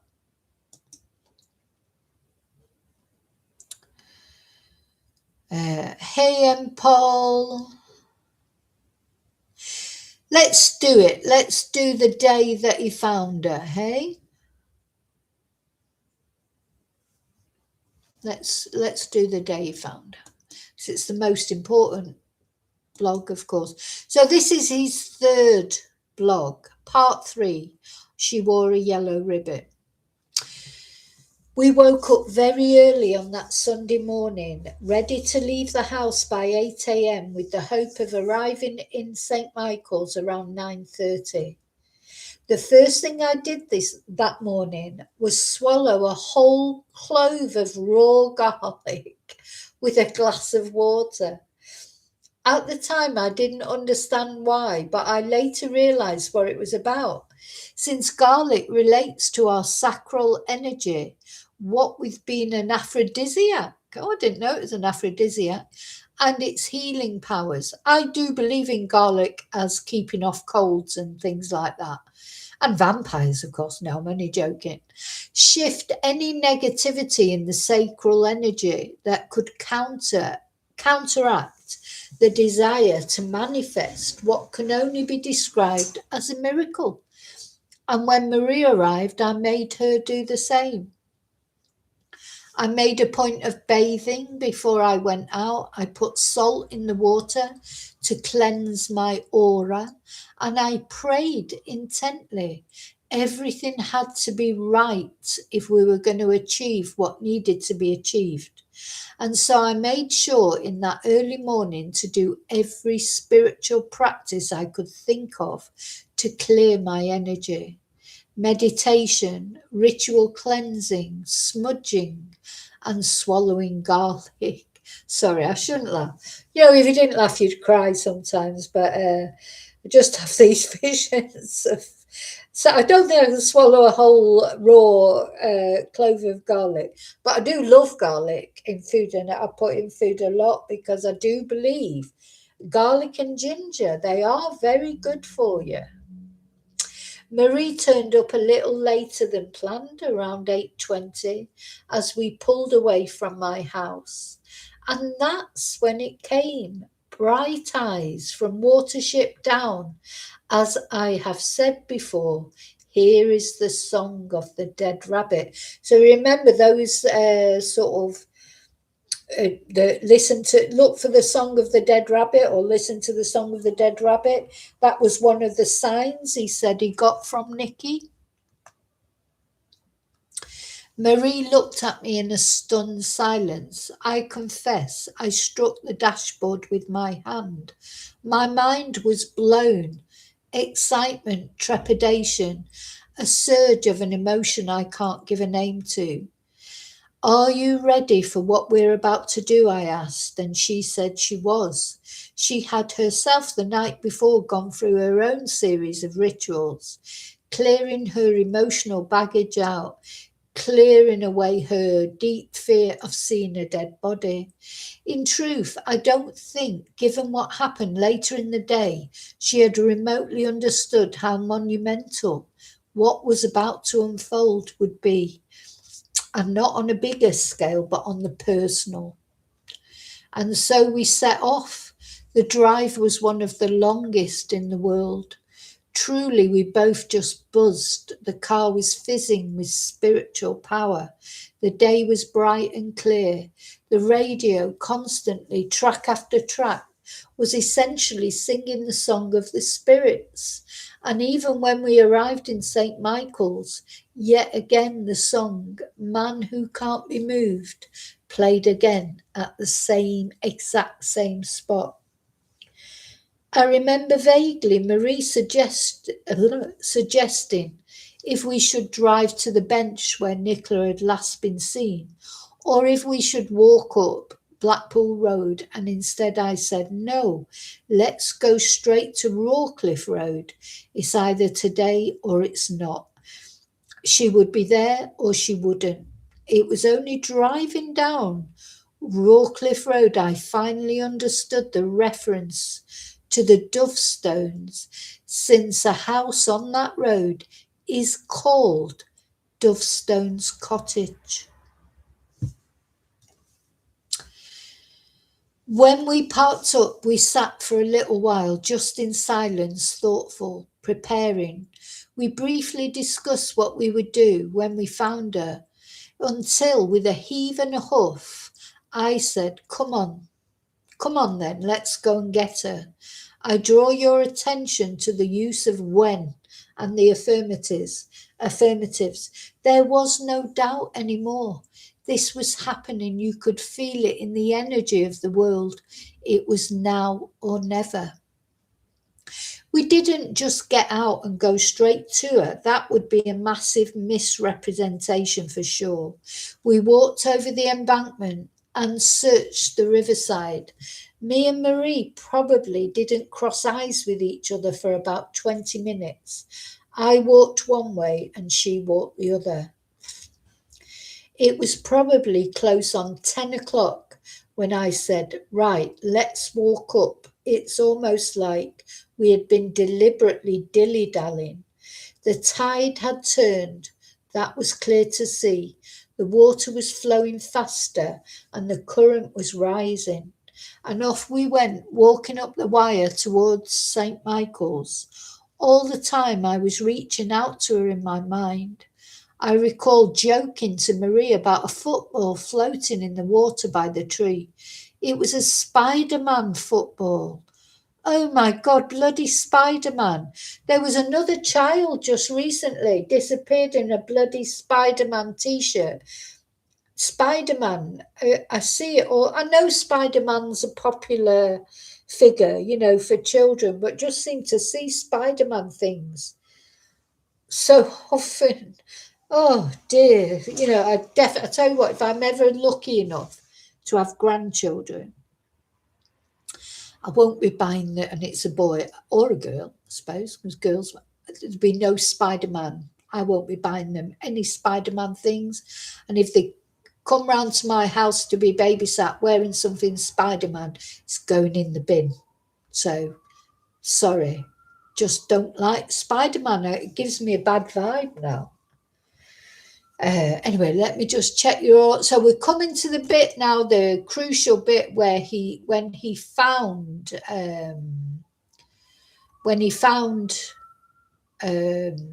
Nikki. So we're coming up to that bit now. So look, don't forget to let me know what you think so far. Do you believe Jason? Do you think he comes over as being honest? Or do you think it's all a load of mumbo jumbo rubbish? Some people will think that. I know that. But yeah, let me know what you think about us saying in a respectful way. Where am I? Oh, God. So, with great power comes great responsibility. We crossed over a field behind dovestones, and I followed the river. Marie, in her ever meticulous way, was still checking the water's edge. I just walked in an intense series of pains. An intense series of pains beginning to build up on my body. So strong, one of those waves of pain nearly bowled me onto my knees. I said to the spirit, "Where are you?" And the reply was, "I will be with you in 10 minutes. So I stood at the bend in the river that has now been the source of so much discussion, the same bend we had come to when we had followed Nicky's guidance, but just watching the waterline, waiting for things to unfold. A small object, no more than a foot long, appeared, floating on the far side, and I took a deep inward breath. 10 minutes had passed. Here it comes. I just watched it silently, and I heard Marie from behind me. "What the F is that?" And I half turned. That would be what we came for. She got her phone out and tried to zoom in, but it didn't help. She wasn't convinced, but I said, "Look how fast it's moving. Nothing's slowing it. Whatever that is heavy and big." It almost went without saying that we began to follow. Marie found another football on the bank and suggested throwing it at the object to see if it would be affected. But I pointed out, "If that is what we are here for, do you really want to explain why you bounced a football off a corpse?" Oh dear.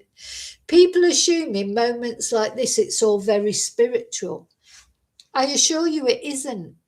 It's very real, very earthy. There are just moments where your brain is trying to decide what it does.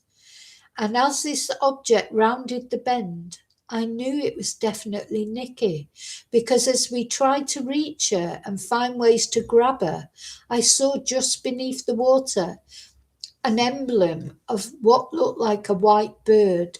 It was a coat, clearly. Still, it travelled quickly, still appearing heavy. People have said things don't flow against a current, but I'm telling you this did.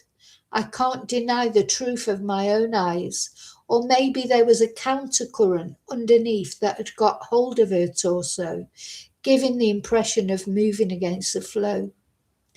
People have also said to me, bodies float flat, but they don't. The head becomes the most buoyant part, and the feet begin to act as an anchor. I won't go into the unnecessary science. No, we won't go into the details, but that's how it was. She floated vertically, as if walking downriver, at pace underwater. That's when all the nutty things started to be said by people at the time. People who were not there, offering an opinion on what photos show, assuming I was stood on water or in water rather than on a water level ledge. Her body floated across the river towards us, and I grabbed a stick, desperate to try and stop her progress. That was the moment. Feet from her, I reached with a heavy stick into the water and prodded her on the shoulder, and her body spun, her golden hair billowing out from under her hood, and I fell back. I can't think of a word to describe the feeling, but I said I said, "Call the police." It was a body. It was more importantly the body of a woman with blonde hair. It was who we had come to find. And with that, she drifted down. I can't explain in any words I possess other than utter frantic panic, what it felt like to see her swept down below the water into the pitch black gloom. Even now I see the grace of it. 1 minute she was there, and in a heartbeat she had gone. I ran up the embankment, throwing off my coat, running down past the tree she would be recovered from, yelling to God, "Don't do this, don't do this." I scoured the water for even a hint of her hair, determined to plunge in myself. Bless him.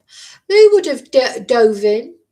"Don't bring us this close and take her away." I prayed. I honestly prayed, aloud and hard, a commanding prayer, one of those prayers that comes from deep in the soul, from the belly of my being.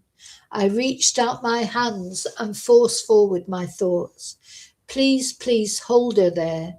This is a silly part in some ways, as it will mean nothing to any of you. But if you've read the articles I've written about being touched by the divine, this is one of those moments, because I ripped myself open, reaching out to every piece of love I could find, dragging every ounce of my power to the surface. Hold her in place. At that exact moment, 50 miles away, my mum was walking her horse, Jasper. I had a cat called Jasper years ago, down the lane, and something terrifying and heartbreaking occurred. He fell on the floor. He rolled on his back, thrashing and choking. According to my mum, he showed all the signs of being throttled in utter panic. And as she put her hands to him, she heard one word: Jason.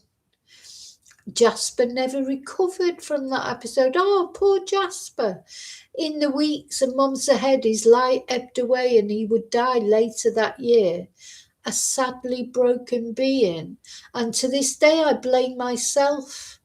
I reached out, I let loose my power and summoned love to me. And I think I found it, my mother's love, and the life essence most closely attached to her, paid the price of my uncontrolled outburst. God, it's like Stranger Things, isn't it? The rest, as they say, is history. The police arrived shortly thereafter. We were escorted to a police car. Curtis Arnold, now he's turned out to be a right toe rag, hasn't he? I mean, he's an SEX offender for a start. And he did lie his way through the police cordon. Then, as soon as that banishment was lifted from him, he was back again bugging everybody, filming people without their permission, and so I've lost all respect for him, to be honest. He made nice videos, he was good at making videos, but he's not a nice person, is he? So Curtis Arnold lied his way through a police cordon. My mum rang me demanding to know why her baby had fallen so suddenly ill. What had I done? I phoned a few people who I needed to speak to. One person who didn't know that I had been remotely involved rang me. "It's all over the news. Was that you?" I remember her saying. "You're the only one who could have done that." Right, I'm just coming back to the chat for a minute. See, are you all okay?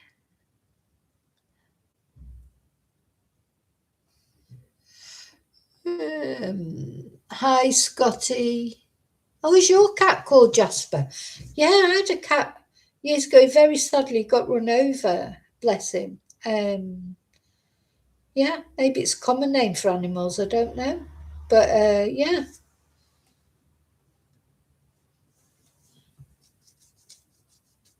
Yeah, well, I don't know. I believe it. I believe it too, Julie. I think me and you, we do tend to think about things the same, don't we? Some people won't believe it, and that's they're entitled to their view, aren't they? Where are we? Where are we? So then in the police station, I tried to explain about being a spiritualist to the officers while begging them not to call off their search just because they didn't believe in what we do. I mean, yeah, true. I suppose being a spiritualist, it's one of those things.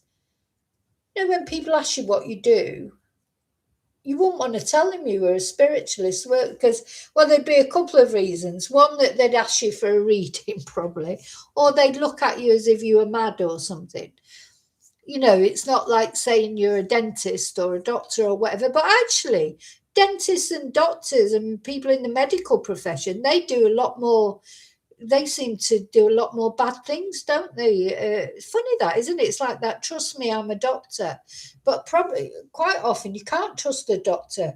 You know, the worst serial killer probably of all time was Harold Shipman, who was a doctor. Got Lucy Letby. You've got this guy that's gone and shot the Tepes. There's Bev Allitt. You know, there's lots of bad nurses, doctors, people with what you'd say was a reputable profession. It means nothing. So yeah, he was probably feeling a bit embarrassed, say to the police, oh, I'm a spiritualist. Maybe probably like, well, what were you doing walking down here? Oh, well, I had these visions, you know. That's difficult, isn't it? Though I do think the police now, not just the Lancashire police, you know, they do increasingly, you know, use mediums to try and help them find people. There's lots of crime cases where mediums have helped. Of course, there are lots of bad uns as well, just let me say. So, you know, you just have to find the ones that you believe in. To me, I think Jason is very genuine. That's just how it strikes me. Anyway, an officer walked in, spoke to the woman interviewing me, and I begged, please, I swear to you, that is a body. It's who you're looking for. Please don't pull them out the water. I swear to you. Don't pull them out the water.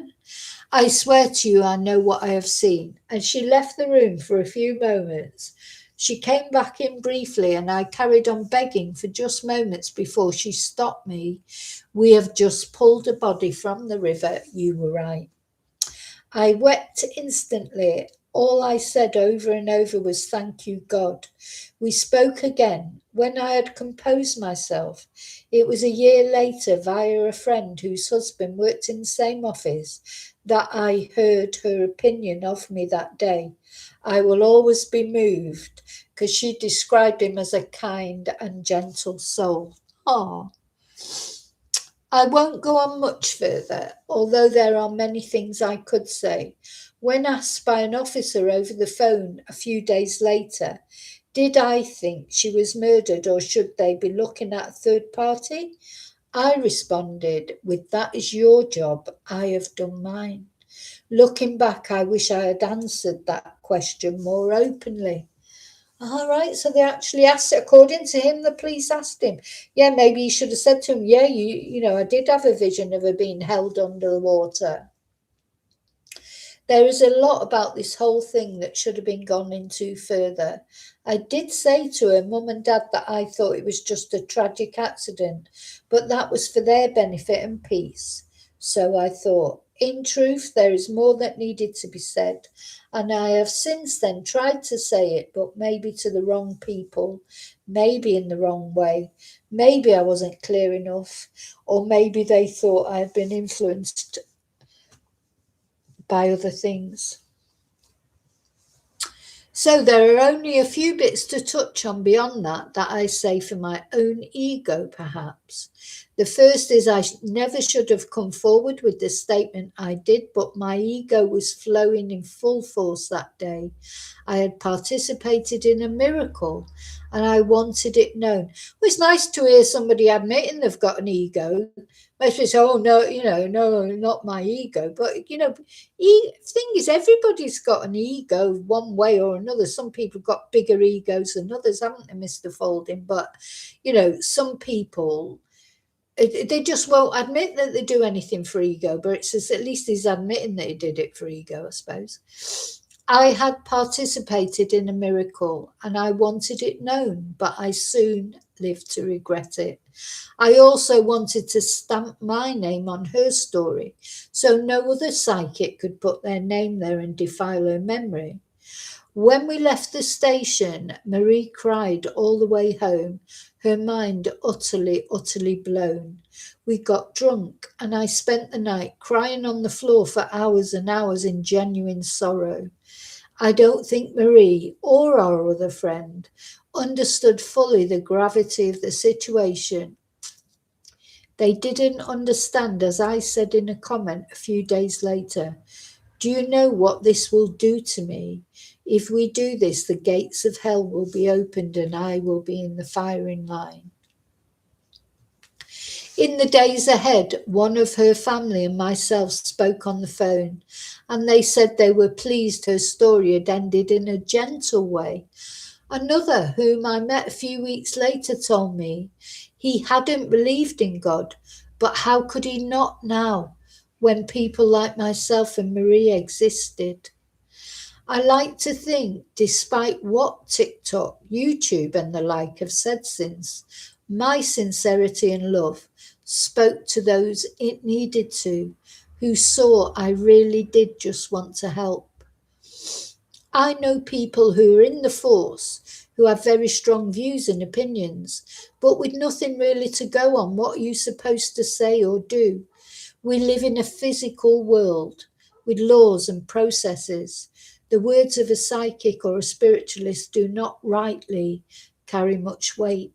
Maybe, just maybe, history will be rewritten into a more accurate and just version.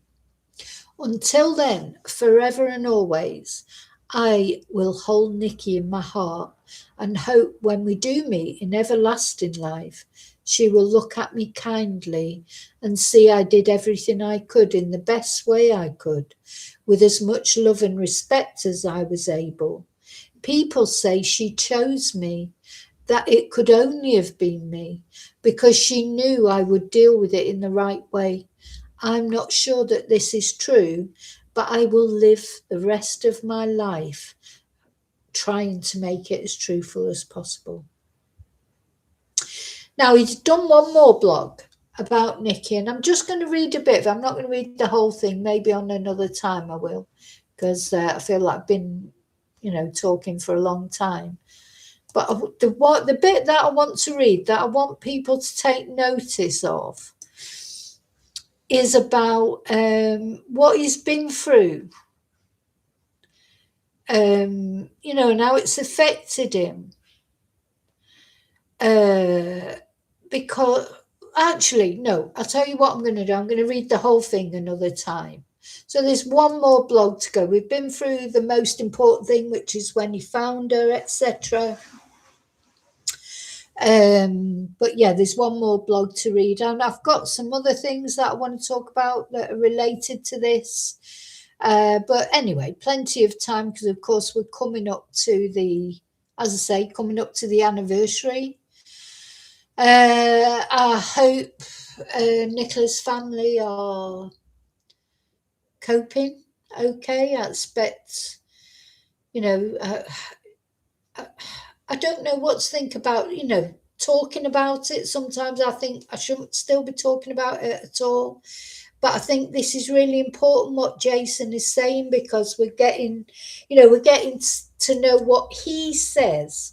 And then you have to decide whether you believe him or not, you don't believe him, or you think whatever you think. But he's saying it, it's his story. He's saying it. Nobody's twisting his words. He wouldn't be able to say that later now, would he? He wouldn't be able to say, oh, people twisted my words. They haven't. Those are his words. And it gives us more of an insight of why Jason was found found Nicola that day.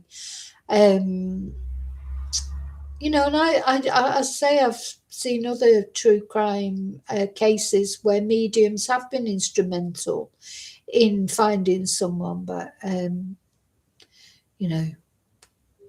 all I can do is present it, give my opinions, and then you'll form your own opinions. But anyway, I hope you've found it interesting. That's the main thing. Hope you found it interesting to listen to. It is interesting to get Jason's perspective. I hope he's okay.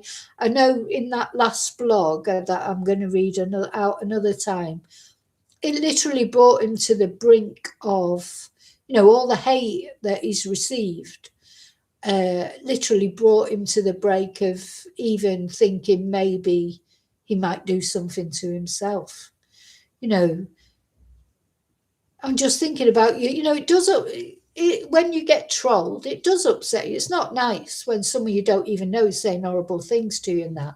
But you do develop a bit of a thick skin about it. But I think, the way Jason's been treated, because whatever you think, whether you believe him or you don't, making nasty comments, homophobic comments, all those kind of things, it's just not right, is it? So, if you don't agree, just say, oh, I don't agree with Jason, or I don't, even you say, yeah, I don't think he's telling the truth. But getting into personal attacks is wrong. Hey, Bad Fairy. Well, I'm just finishing now, so you have to go rewind or replay crew. I didn't do my hellos today. Anyway, hi, you lovely lurkers. Thank you for watching. Hey, replay crew, I forgot to say it at the beginning, so I'm going to say it at the end. Please don't forget to subscribe and leave your DNA on the like button. And as I say, I'll be back at some point with the final blog. And of course, now coming up to the anniversary, I may make a couple of little videos about Nicola, just tributes. So, yeah. Okay, I'll see you really soon. I don't even know how to, do you know what? There it is. I'll see you really soon in the next video. I'm sorry I couldn't show you any photos or that, but as I say, StreamYard's not letting me do it anymore. So not till the 7th of February. So you had to look at my ugly mug all the way through it. I'll see you really soon. I'm going to be splitting this down into more manageable chunks at some point. I'm not sure when. And I will release it, and I'll try and put some pictures on that. Just because it's more interesting than looking at me. But thank you so much for watching. I'll see you really soon in the next video. And until then, may your God always go with you. Bye.